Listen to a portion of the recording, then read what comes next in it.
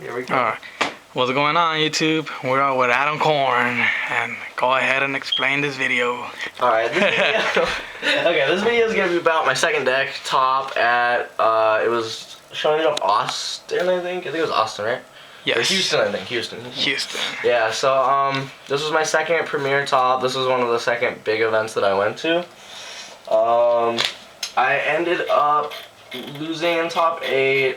It was a top 16 cut. Yeah, it was top 16 cut. It was actually the first event that was top 16 too. Yeah, Yeah, this is the first one.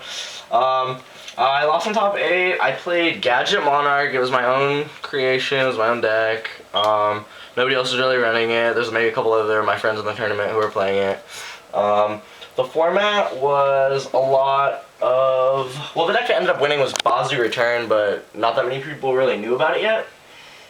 But the format was really basic. It was a lot of Monarchs. It was a lot of like DD Warrior Ladies, DD Assailants, Hydro Get-Ons, Mystic Tomatoes, a lot of Recruiter Monsters.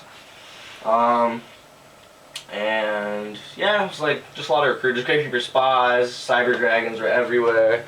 That was like when Cyber Dragon first came out. So yeah, I chose this deck. It was really good against all the decks that were being played. So yeah, let's just start going over the deck so we can get to it. Well, I played 2 of each gadget. Two gadget. 2 gadget, 2 gadget. Not really much time to waste on this.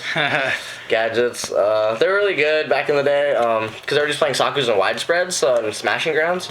So, like, they were even better than they are, now, because, like, there's just so much. They had to kill them by attacking, really, to get any, like, otherwise, they're widespread this or smashing this. It's horrible. And then I played the Monarch route, so I played 6 gadgets, and then I played 3 Thestalos. I felt like it was kind of one of the best Monarchs to play, just because, I don't know, taking cards from everyone's hand back in the day was, like, a lot more significant even than it is now. Like, one card mattered a lot more back then. So I played 3 Thestalos, and then, yeah, we just didn't have these for the deck profile. It's 2 Zaborg and 2 Mobius. Yeah, we have them right here if you guys don't know what Zaborg and Mobius do. Alright, here it is. Yeah, Mobius destroys 2 face-down speller traps, and everybody was playing widespreads and Sakus, like I said, so Mobius was, like, super beast. He would, like, if they had 2 set, and you, like Mobius too, like, usually it just destroyed both of them with no chain. And then Zaborg was really good. He just killed, like, Mystic Tomatoes and other Monarchs and shit like that.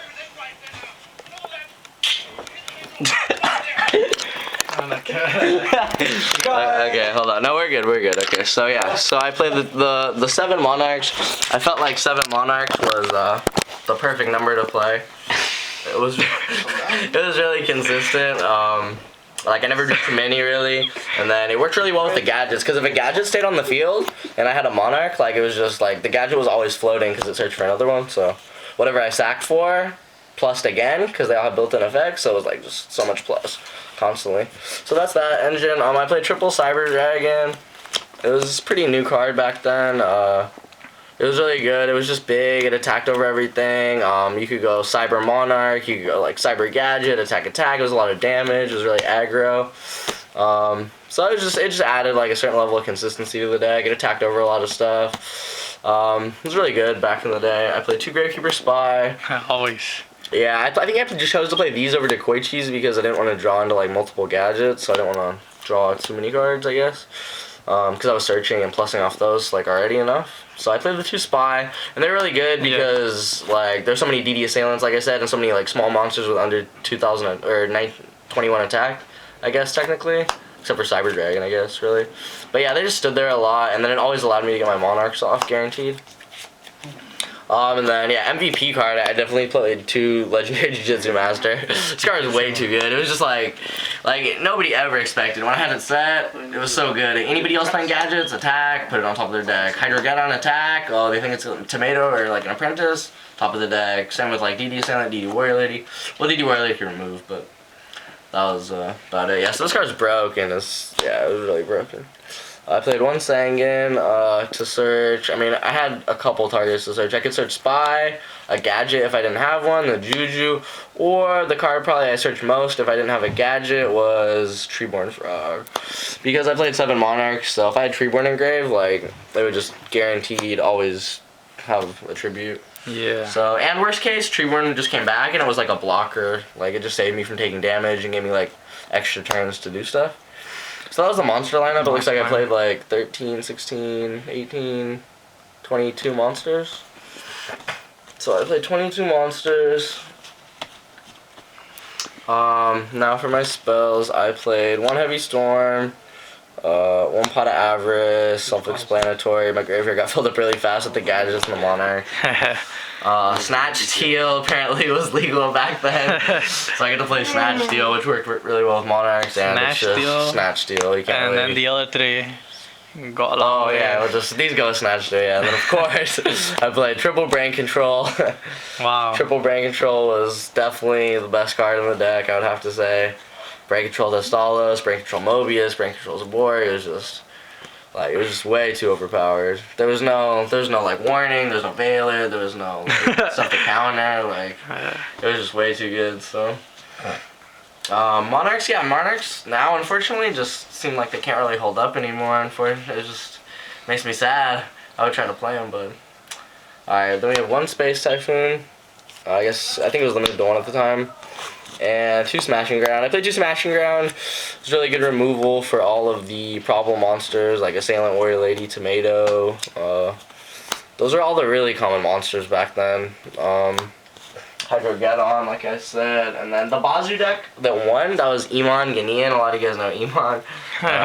He ended up playing... He was actually playing this deck with me. We were playtesting together with it. And we went to a regional, and we got 1st, 2nd, and my other friend Alonzo Peters got 3rd place. So we got 1st, 2nd, 3rd at the regional. We swept it. And then with this deck, and then the YCS, or the Shonen Jump, was a week later. So we went to the YCS, and then right before the YCS, we all had the deck, and we were about to play it. And the morning of the YCS, Iman changed his deck to Bowser Return, didn't tell anybody, and ended up winning the whole tournament. So I guess props to him for being secretive about his deck. I mean, whatever, I don't really care. So yeah, the 2 Smashing, like I said, good. Getting a little off track. A little angry. Alright, and then for my trap, oh no, and then the other spell I forgot that I did main, I forgot that I was missing, was the Shonen Jump Shrink. Shonen Jump Shrink. Here I can. I played 1 Shrink. You can't even click on the Shrink here, so we have to go over here. Yeah, I played 1 Shrink in the main. It wasn't even out yet. It was only a prize card. I borrowed it from a few of the people I went with, and I borrowed 2 Shrinks. I made 1-sided one, and they were really good. Because just with the gadgets, it was really unexpected because nobody even like thought about playing around Shrink. And it was just good with the gadgets, and it worked really well with my side deck as well. Side deck, yeah, I was gonna say that. The traps I played were very similar to the traps I played in my other deck. I played 3 Sakuratsu Armor. Sakuratsu was good for a while. Like Sakuratsu was so good that people had to put in widespreads because it did virtually the same thing.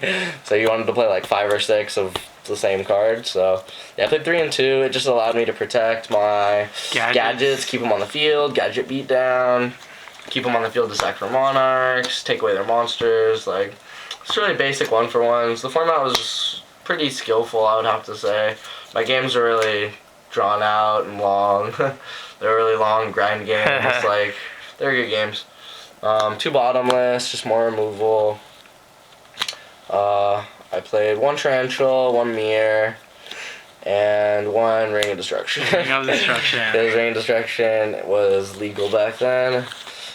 Yeah, it sucked to lose the ring when people would you'd be low in life. That's why it sucks, because sometimes I would pay a lot of life with the brain controls, which is why that's why I lost a few games. I was just low life, and they would top the ring, or they would just top a monster or something. The one on the Monarch. 24. Yeah, so that's the main deck. The main was really solid. I think I went X1 in Swiss, and then 1 in top 16. I actually have feature matches on Metagame. You can go to kprovic.com/metagame, and then go to the events tab, and this is Shonen Jump Houston. It was I think it was the first Houston Shonen Jump, so you could see the feature matches and kind of get an idea of some of the gameplay until we do videos with the gameplay. And let's see, where's my side deck? And then yeah, I'll show you my side deck. Alright, here, take over the camera now. Yeah, my side deck was definitely one of my favorite parts about the deck. It was kind of like I took out a lot of cards and put in, like, a lot of cards was kind of like what do they call it, transformation side, sort of, in a way, because the format was a lot of Mystic Tomatoes, like I said, a lot of recruiters. So yeah, let's get into my side deck. Alright, my side deck, we didn't have live, so I'll just have to do it on here. I sided triple, I'll start with Royal Decree. I sided triple Royal Decree. So I sided out a lot of my traps a lot of the time. I would side out like all my traps, actually. I think now that I remember. I would take out all my traps, put in triple Decree. I sided triple Econ because it worked well with Decree, and it was also a form of defense, and it worked well with the Monarchs, like sacking stuff and taking something and then sacking it for a Monarch, like Cyber, Econ, take your guy, sack or something, you know, it was good. Yeah. So I played triple Econ, and then I would leave in the Shrink, and I put in another Shrink. There was just more magic cards that acted defensively because I needed my deck to have defense when I side out like all my Sakus and widespreads and stuff. So it worked really well because the decrees were super unexpected, and people were playing 10 traps back then, so, and there was one space, one heavy. So it would just totally shut down and make people's hands dead. Yeah, whoever was playing that deck, I mean, the decrees would definitely be good against. I sided triple Hydrogeddon. I chose to side this card. I felt like it was really good with Econ and Shrink. I felt like it just attacked over a lot of stuff already, minus Econ and Shrink, so with those, I felt like it was a good enough reason to play it. I actually cited Premature Burial. Yeah, I don't really know why I cited Premature Burial, to be honest. I don't really remember about Premature Burial back in the day. Or the life points. I think maybe I cited, yeah, might have been because of the life points, like I was talking about earlier. I don't know why I wouldn't have played Premature, though. I sided Book of Moon. It was another defensive card that I got to put in with my decrees. I sided Scapegoat. Kind of same situation. It just helped against, like, I mean, some people were playing the Bazoo deck, and there was just some aggro decks out there I chose to side it against. Some of these decisions were kind of last minute, but they just ended up working out. I sided the third Smashing Ground, and one Dawn's Lug, but Dawn's Lug was hella clutch, actually. Shit won me a lot of games with Shrink and like Cyber Dawn, like End Phase Decree, Summon Dawn, attack like Shrink or something. Like, alright, let me get the camera. Yeah, it was just really good. So yeah, that was the side deck. The side was really, really good. I remember I sided out like all my traps. I think I sided out like all my traps, like Heavy maybe, and like a few other cards. That might have been enough already. I think that was enough. Like, all my traps was enough to side out. And then I would put in all that, and then it was just really broken, because I would have the Decree. They had very few ways to kill it. I still had a lot of defense. Shrink, Book, Econ. I had Brains and Smashings for my removal as well, so it was really, really good. And the Decrees just shut down everybody. Like, I would have Decree up, and people would just draw and be like, oh. They would already have 3 deck cards, and they'd draw again and be like, damn, like.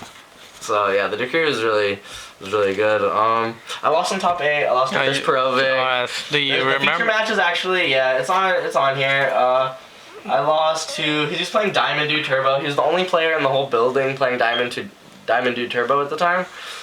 It was right after the format when you could play 3 Stratos, 3 Diffusion. And Diffusion went to 1, Stratos went to 1, so everybody was like, oh, DDT's dead, and then he played it. But then that event, he was the only guy who played it, and ended up getting 2nd place. He lost to Iman in the finals. The Bazoo deck ended up winning. So yeah, the feature match is on here. You can find it. Oh, you don't. Oh, the final? Oh no, I don't have one versus Chris Perovic? Nah. Oh, I don't have one versus Chris Perovic. Oh yeah, okay, sorry. Yeah, I do remember how I lost though. Oh, yeah? It was game 3, and he ended up drawing like card destruction. Card destruction. Yeah, and he ended up carding like and discarding like D-Mock and like Jinzo or something, and then he ended up getting them like he pre'd the D-Mock and got something back, and then like it was just all the like the DDT deck was just really nuts. Like he could he OTK'd like most of the time. Like it was super easy to OTK with that deck because you would just bring out like D-Mock and Jinzo and like Dimension Fusion, like Malicious and Stratos, and then OTK. So that was like what 52, and then Stratos, and then the 2 Malicious, like over 8,000. And then he played Vortex, so it'd clear your field every time, and the Jinzo would stop all your traps, and it was just really, really consistent.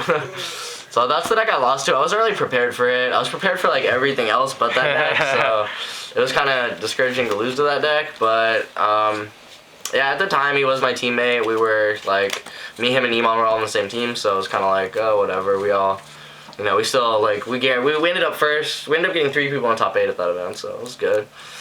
Yeah, this is one of my favorite decks of all time, though. Actually, I would have to say, I still really have good memories with this deck. I don't know, any questions? Any y'all? Honorado. Say something. You have a question? I don't put the question. You don't have a question? It's a good build. That's not a question. No comment. Alright, let's see. Questions I could think of. Do you remember your loss in Swiss?